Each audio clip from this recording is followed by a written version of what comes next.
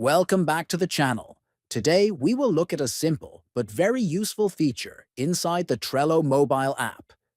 Many users manage projects, tasks, and daily plans using Trello, but sometimes a card is no longer needed on the board.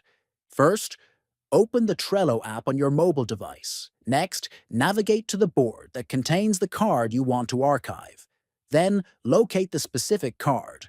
Press and hold your finger on the card until it becomes movable.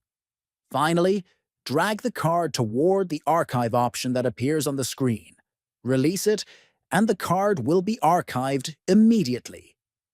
You can still find archived cards later if you want to review them or bring them back.